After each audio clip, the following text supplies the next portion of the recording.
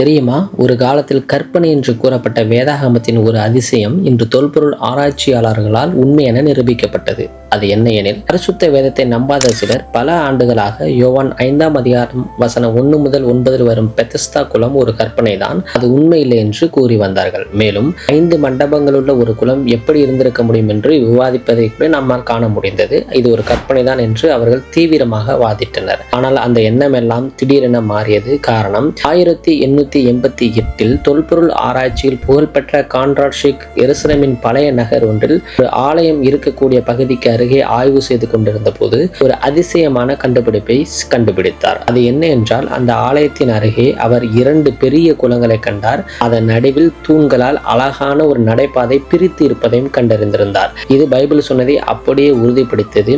அதாவது 5 மண்டபங்களுள்ள ஒரு குளம் இருந்தது கண்டுபிடிக்கப்பட்டது. அதை தொடர்ந்து நடைபெற்ற ஆராய்ச்சிகளில் 1950 மற்றும் 60களில் நடந்த அந்த ஆராய்ச்சிகளின் முடிவில் பல விவரங்கள் உறுதிப்படுத்தப்பட்டன.